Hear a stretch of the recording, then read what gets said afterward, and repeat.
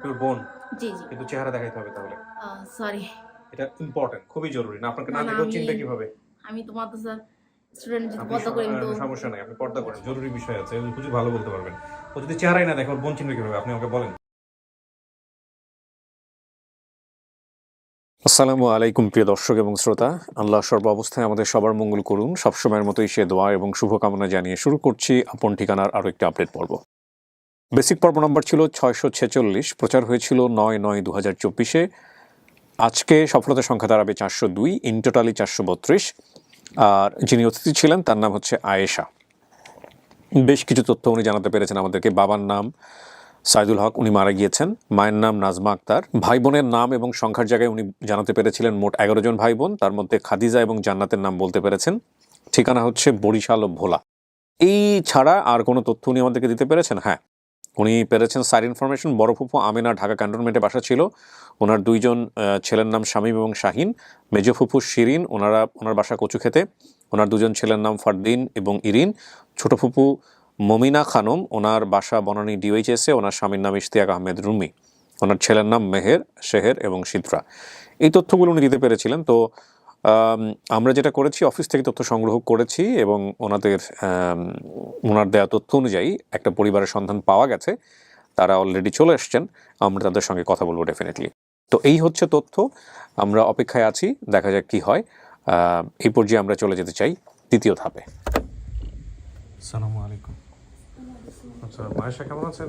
আলহামদুলিল্লাহ, আপনি কেমন আছেন? ভালো আছি। আপনার সংবাদ আমরা তো জানিয়েছি আপনাকে। আপনি আসছিলেন কতদিন আগে আমাদের এখানে? আনুমানিক কতদিন আগে? 2.5 মাস। আচ্ছা, আপনার নাম? ফারজানা ইসলাম নিপা। কি হন আপনি আশার? আয়শার সাথে আমার পরিচয় হয়েছে আমার শপে আর কি, জবের জন্য আসছিল। ওকে, ওকে, ফাইন। আপনার পরিচয় হয়? জি, আমার নাম হচ্ছে মাহবুব আলম। কি হন আপনি? আমি হচ্ছে ওনার হাজব্যান্ড। আয়শার হাজবেন্ড? ও আচ্ছা, আয়শা সম্পর্কে জানতেন আপনি? কিভাবে জানলেন বলুন তো একটু। প্রেমের গল্প না কিসের গল্প একটু শুনি। আসলে ওর সাথে পরিচয় হয়েছে আমার। আচ্ছা, আমি এখানে ব্রাঞ্চ ম্যানেজার হিসেবে। এটা কি? আচ্ছা আচ্ছা তো ওইখানে হচ্ছে আমি ব্রাঞ্চ ম্যানেজার হিসেবে ছিলাম। আচ্ছা, ও আর হচ্ছে ওনার সাথে একজন মেয়ে আর কি আসতো আর কি আমার আউটলেটে। জি।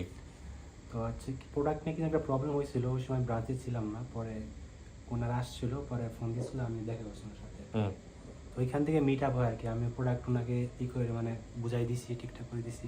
জি। তো ওইখান থেকে কথাবার্তা হয়েছে, ওনারা পছন্দ হয়েছে আমার। হুম, তো আমি হচ্ছে ট্রাই করছিলাম যে না, ওনার সাথে কথাবার্তা বলি। হুম। তো উনিও আমার ফোন নাম্বার নিছে, এভাবেই মানে কন্ট্যাক্ট হয়েছে আর কি। তো ওর সম্পর্কে জানতেন যে বিয়ের আগে যে ও এরকম পরিবার থেকে বিচ্ছিন্ন বা? হ্যাঁ, এটা হচ্ছে আস্তে আস্তে জানতে পারছি ওনার সাথে যখন কথা বলতাম ফোনে। তো উনি হচ্ছে বলছে যে আমার ফ্যামিলি এরকম এরকম। তো আমার বাবা মারা গেছে জানে উনি, কিন্তু মা হচ্ছে ছোটোবেলা থেকেই নাকি কোনো কন্ট্যাক্টে নেই। আর ওনার 2জন না 3জন মেয়ে বোন ছিল আর কি। ওনাদের সাথেও নাকি ওনার ফুফু বাসা ছিল, বলছিলাম আগে। তো ওদের সাথেও নাকি ছোটোবেলা থেকে কন্ট্যাক্ট হয়ে গেছে আর কি। তো এগুলো সব বলছে আমাকে, আমি জানি এগুলো। আচ্ছা, তো বিয়ে হলো কত বছর? বিয়ে তো অলমোস্ট 22 সালে, তো 2 বছরের কাছাকাছি। বাচ্চা কাচ্চা আছে? জি না, এখন বাচ্চা কাচ্চা। আপনার ফ্যামিলি থেকে মেনে নিয়েছে ওকে? হ্যাঁ, স্টার্টিংয়ে মানে নাই, তারপরে আস্তে আস্তে মানে মেনে নিয়েছি বিষয়টা আর কি। ঠিক আছে, আলহামদুলিল্লাহ। যদি পাওয়া যায় আজকে। চলেন, বসে রাখছি অনেকক্ষণ, ভিতরে নিয়ে যাই।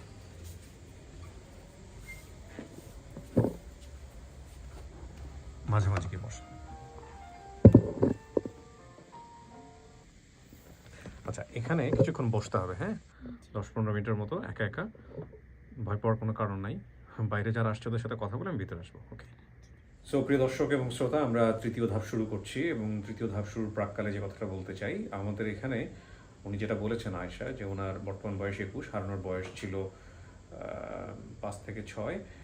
ঢাকা সাভারে থাকতো। ছোটোবেলায় আমার মা বাবার ডিভোর্স হয়। একদিন বাবা আমাদের 3 বোনকে নিয়ে ওনার পরিচিত আলাদা 3 ফুপুর বাসায় আমাদেরকে দিয়ে দেয়। বড় বোন খাদিজাকে দেয় বড় ফুপুর বাসায়, আমার ছোট বোন জান্নাতকে দেয় মেজো ফুপুর বাসায়, আমাকে দেয় ছোট ফুপুর বাসায়। কিছুদিন পর বাবা মারা যায়। ফুপু আমাকে বাবার লাশ দেখার জন্য যেতে দেয়নি বা নিয়ে যায়নি।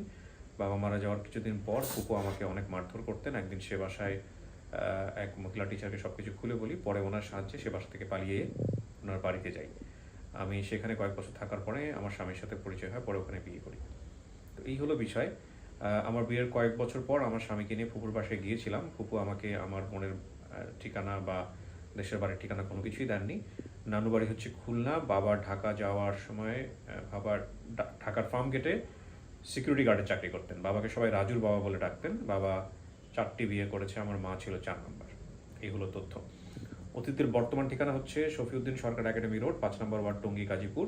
আর দাবি করা পরিবারের ঠিকানা হচ্ছে জামিয়া কুরবানিয়া তালিমিয়া দাওরায়ে হাদিস মহিলা মাদ্রাসা, ব্লক ডি, মিরপুর 11, বাউনিয়াবাদ আবাসিক এলাকা, মিরপুর, ঢাকা। তার মানে 2 পরিবারই ঢাকা, না গাজীপুর আর ঢাকা। দেখা যাক কি। হ্যাঁ।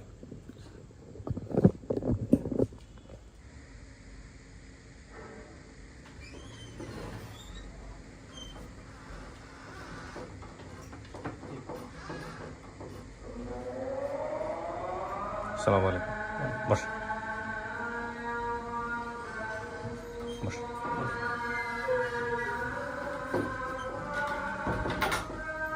সবার ফোন সাইলেন্ট করা আছে তো না? সবাই একটু ফোনটা সাইলেন্ট করে দেন।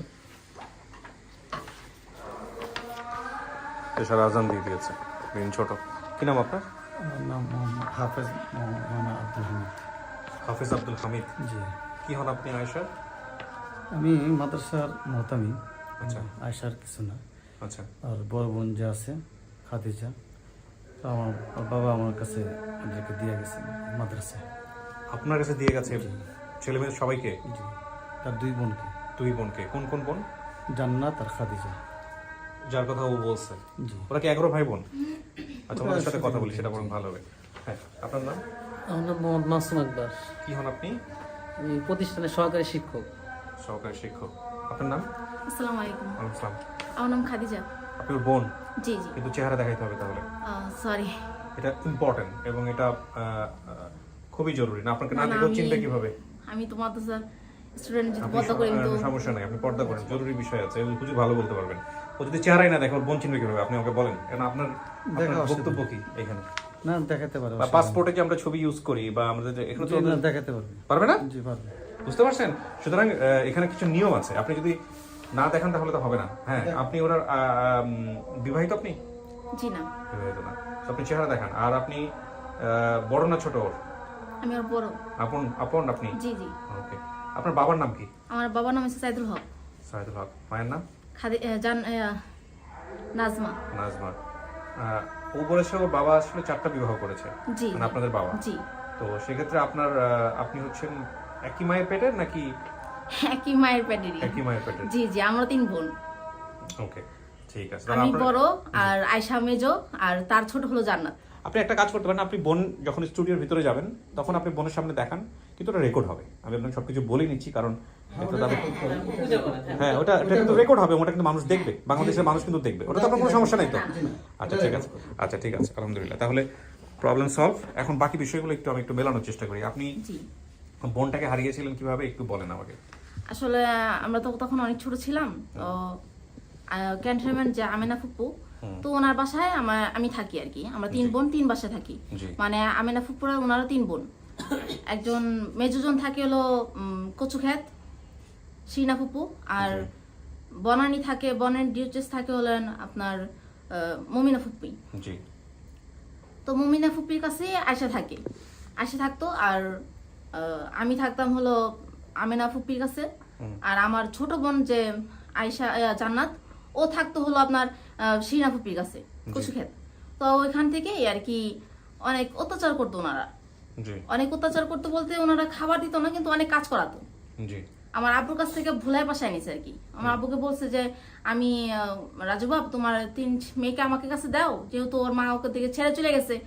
এই মেয়ে 3টা নিয়ে তুমি কি করবা? আচ্ছা। ঠিক আছে। আর চাকরি বাকরি যদি কও যে না আমি চাকরি করে খাওয়াবো, কয় টাকায় বা ইনকাম করবার? এই 3 জন মেয়ে লালা পালা তোমার তো অনেক কষ্ট হয়ে যাবে। তো তুমি এক কাজ করো, মেয়ে 3টা আমার কাছে থাকো, নিরাপদে থাকবে, আমি লেখাপড়া করাবো, আমার টুকটাক। এটা ছোট ফুপু হ্যাঁ বলছে? হ্যাঁ, টুকটাক কাজ করবে। হ্যাঁ। না, আপনি কি ছোট ফুপুর সাথে ছিলেন নাকি অন্য ফুপুর বাসায় ছিলেন?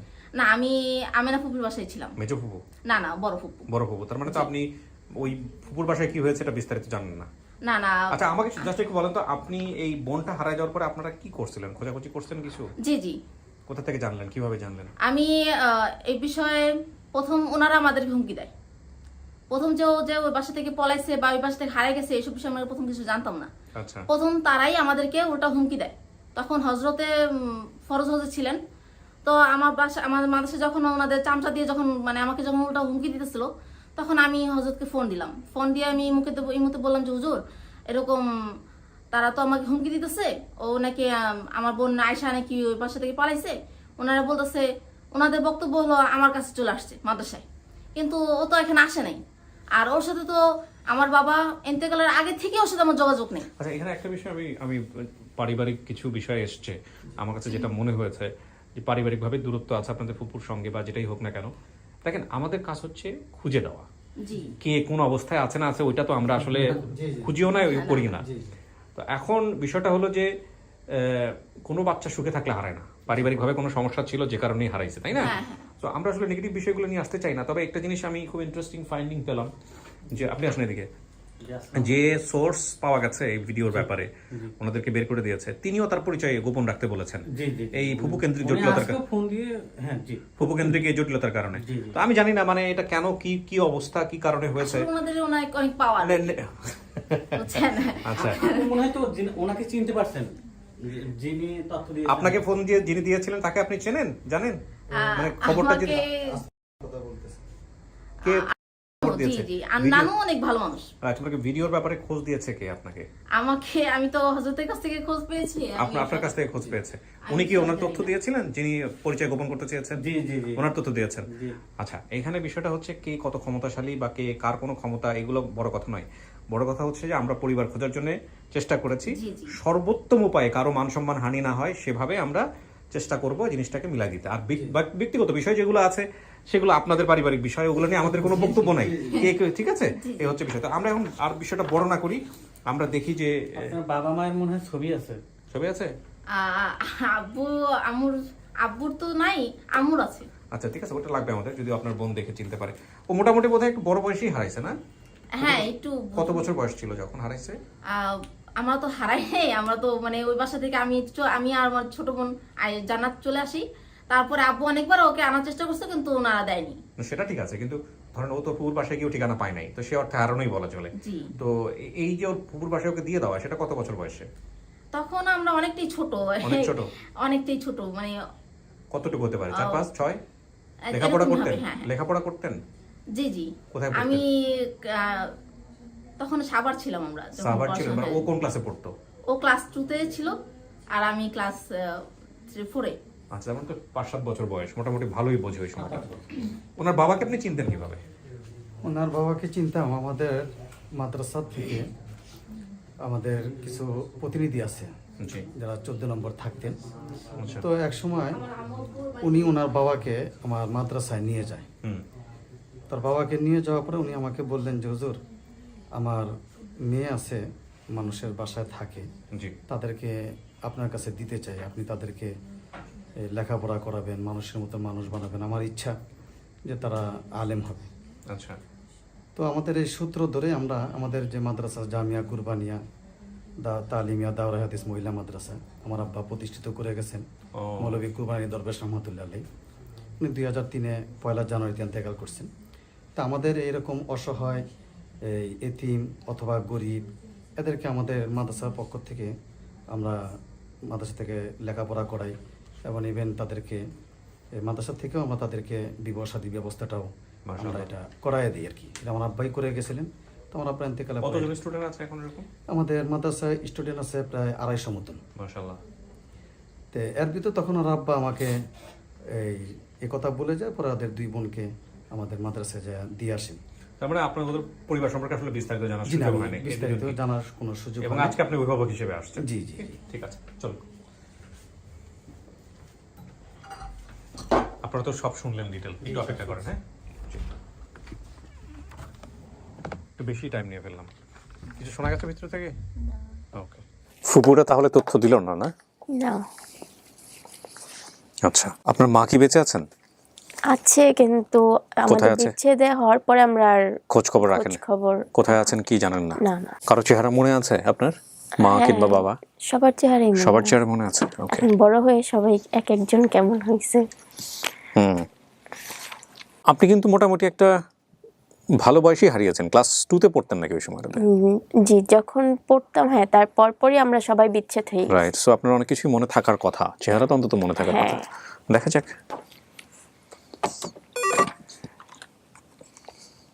হ্যাঁ, ওনাকে ঢুকতে বলেন। ওকে,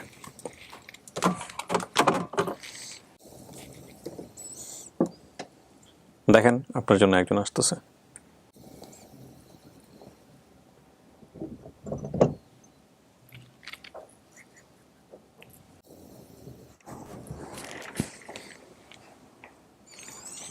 আসসালামু আলাইকুম।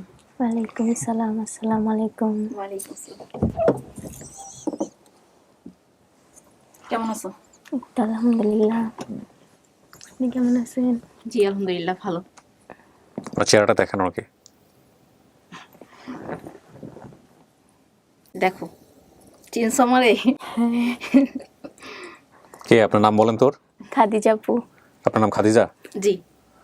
ওকে ফাইন, এতটুকু হলেই চলবে আমাদের। কথা বলেন এখন।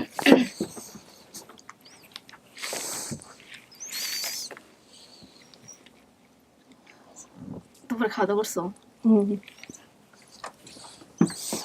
জান্নাত কই? জান্নাত তো আসতে পারেনি, ওর বাবু হয়েছে। ও, আর বাবু অনেক অসুস্থ তো, তাই ও আসতে পারেনি। আর থাকে হলো কুমিল্লা। আপনার বোন? হ্যাঁ শিওর আপনার বোন? হ্যাঁ। কত বছর পর তোমার সাথে দেখা।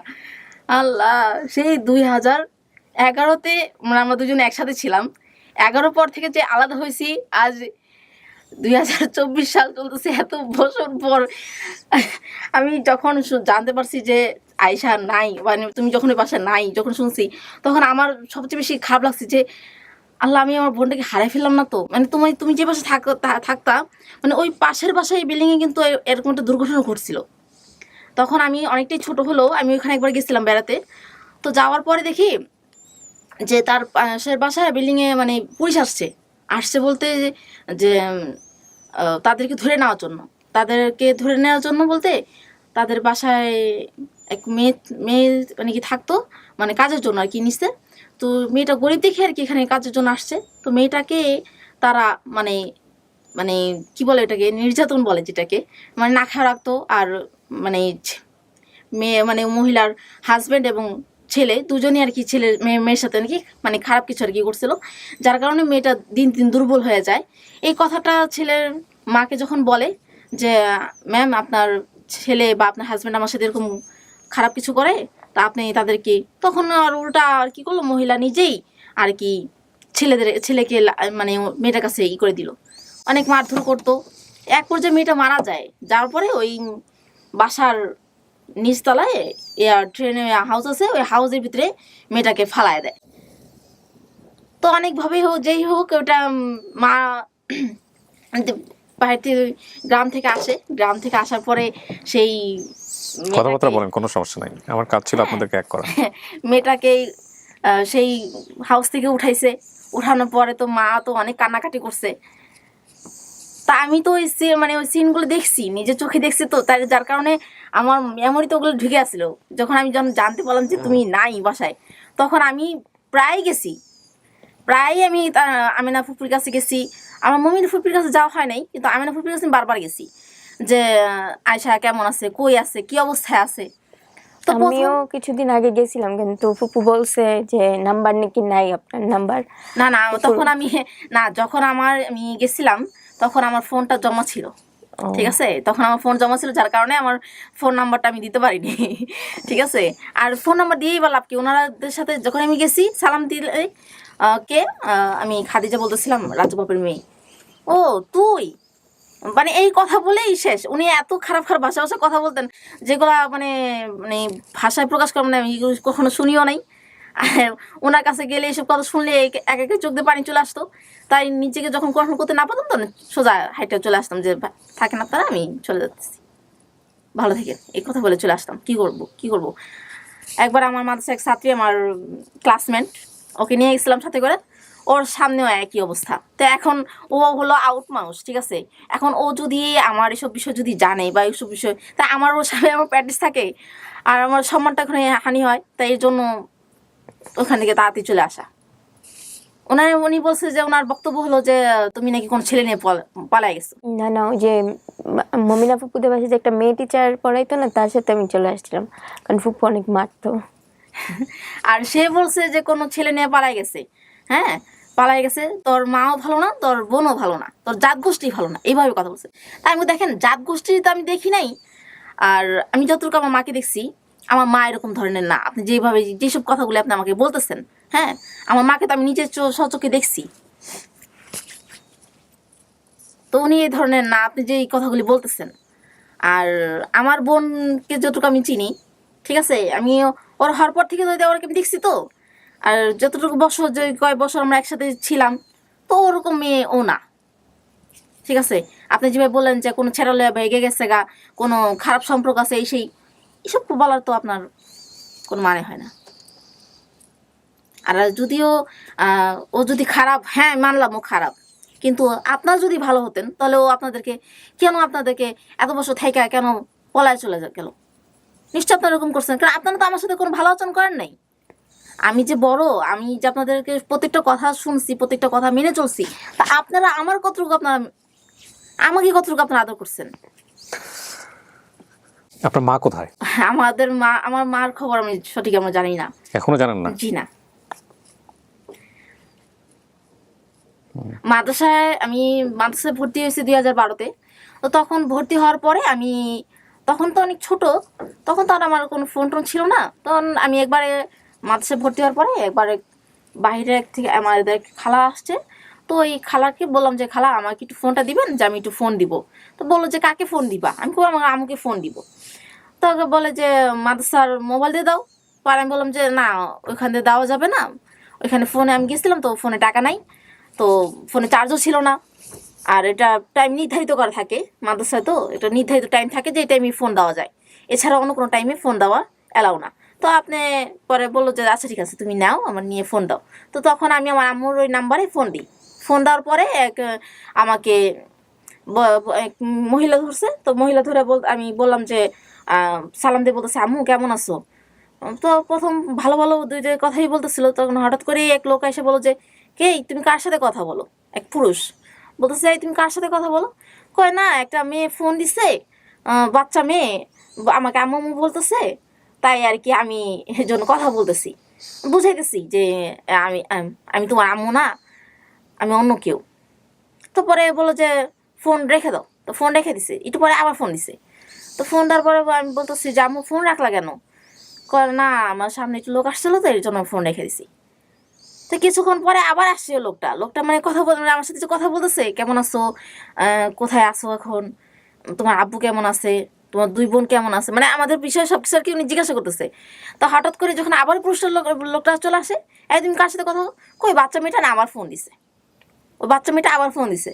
তো তখন ও নিজেই ফোনটা নেয়, নিয়ে বলতেছে আমি কি আম্মু আম্মু করতেছি। তখন ওই লোকটা বলতেছে যে শোনো, এটা তোমার আম্মু না, এটা আমার ওয়াইফ, বুঝছো। একটা মেয়ের নাম বললো, নামটা ভুলে গেছি। আচ্ছা আমি বললাম আঙ্কেল আপনি কোথায় থাকেন?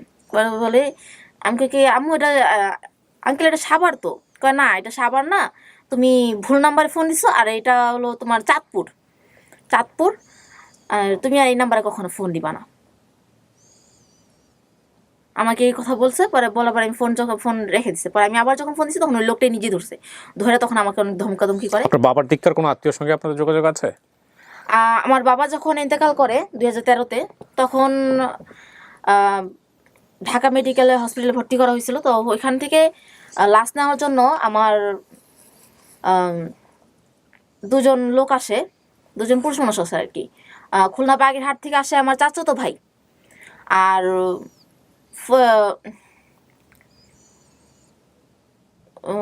মাইজারা, এই যে ওটা কোথায় হবে সঠিক আমি জানি না, এই ওদিক থেকে আর কি আমার খালা, আমার মামা আসে আর কি। মামা কেমন তার মামা হয় আমি সঠিক জানি না। তো এরা দুজন আসে, তো আসার পরে মানে ওনারা আর কি যেটা বললো। আপনার এই যে ভাই বোনের সংখ্যাও বলেছে 11 জন, বাকি ভাই বোনদেরকে আপনার সাথে যোগাযোগ আছে? না না, আমি তাদেরকে আমি দেখিনি। ফ্যাক্ট হচ্ছে যে ও বড় হয়েছে এক মাদ্রাসায় ঢাকায়, ও এবং জান্নাত, এবং সেখানে আপনার বাবা ওদেরকে দিয়ে গিয়েছিল দুজনকে। ঠিক আছে, এই মাদ্রাসার যিনি সাহেব আজকে এখানে আসছেন, তো ওনার দিকটার আসলে ওনার ওই বোন জান্নাত ছাড়া ওনার আসলে কারোর সাথে কোনো সম্পর্ক নাই।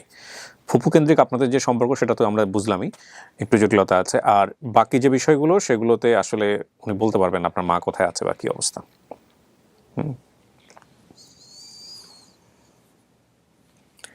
আপনি তো আসলে বোনকে খোঁজার জন্যই আসছিলেন বোধহয়, জি জি। তাই না? তো সে অর্থে আপনি বোন পেয়ে গেলেন, আপনি যদি মেনে নেন তো এই হচ্ছে বিষয়।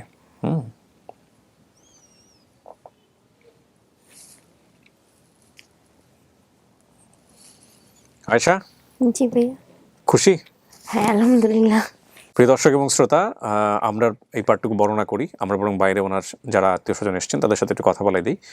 তো আমরা বলতে পারি যে আমাদের 646 নম্বর পর্বটি সফল হলো। এটার মধ্য দিয়ে আমাদের সফলতার সংখ্যা দাঁড়ালো 402-এ। ইন টোটালি লস্ট অ্যান্ড ফাউন্ডে 30, তার মানে 432।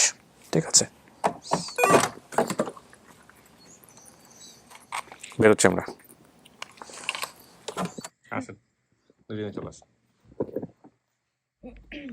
আসো।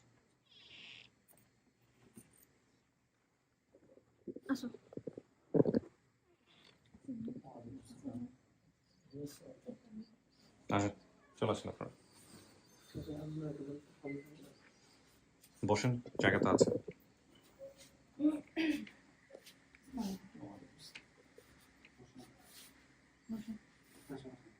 আপনিও পাশে বসেন। হ্যাঁ, আপনি পাশে আসেন। বলেন আয়েশা, আপনার হাজবেন্ডকে কি বলবেন বলেন, পাইছেন কিনা?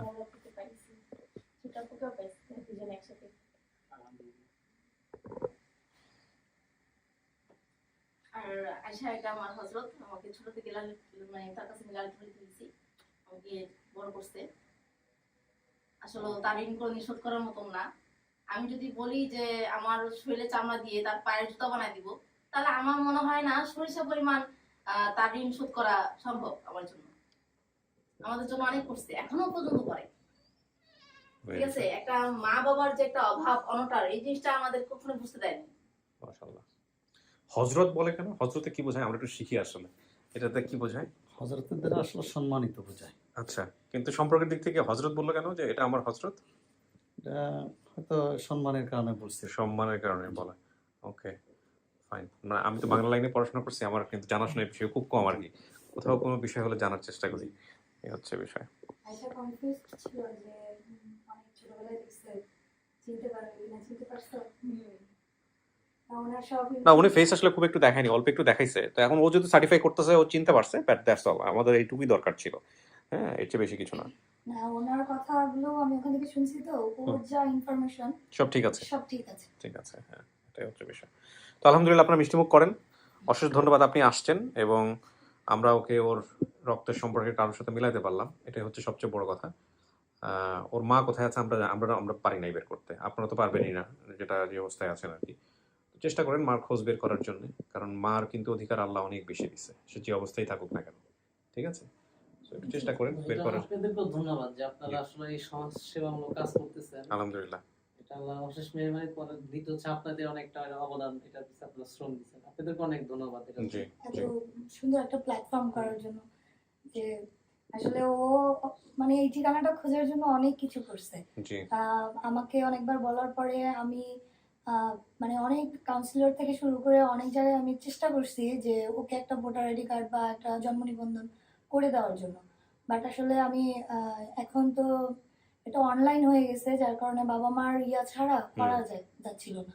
তো একদিন আমি আর কি চিন্তা করলাম যে ওকে আমি আপনার এখানে নিয়ে আসবো। তো ওভাবেই আমি চেষ্টা করে পারলাম, সেজন্য আমারও খুব ভালো লাগতেছে। আলহামদুলিল্লাহ। ভালো থাকেন, মিষ্টি মুখ করেন সবাইকে। শেষ করছি। জি, আসসালামু আলাইকুম। আলহামদুলিল্লাহ, প্রিয় দর্শক এবং শ্রোতা, আয়েশা তার পরিবার ফিরে পেল। পরিবার বলতে গিয়ে আসলে খণ্ডিত পরিবার, তবুও যতটুকুর জন্য সে এখানে এসেছিল আমরা সেটুকু করতে পেরেছি। আজকের এই ভিডিওতে পর্দা নিয়ে যে বিষয়টা এসছে, উনি চেহারা দেখাননি, সে বিষয়টি নিয়ে আমাদের বক্তব্য হচ্ছে, আমাদের প্রিয় ধর্মে সেটা কি আছে না আছে সেই বিতর্কে আমি যেতে চাচ্ছি না, ওই বিষয়ে আমার জ্ঞান খুবই সীমিত। সুতরাং সে বিষয়টি নিয়ে যারা ইসলামিক স্কলার আছেন তারাই ভালো বুঝবেন। বাট বিনয়ের সঙ্গে যেটা বলতে চাই, যে আমাদের এই অনুষ্ঠানের কিছু নিয়ম আছে। সেখানে অন্তত রক্তের সম্পর্কের একজন যার চেহারা ডকুমেন্টেড হতে হয় ভিডিওতে। কারণটা হচ্ছে কে নিয়ে যাচ্ছেন, কিভাবে নিয়ে যাচ্ছেন আমরা তো জানি না। এবং এই ভিডিওটা শুধুমাত্র না, আমাদের কিন্তু এখানে যে পেপারগুলো ওনারা ভিডিওতে আসার আগে ওনারা সাইন করেন, সেখানেও কিন্তু খুব ডকুমেন্টেড থাকে।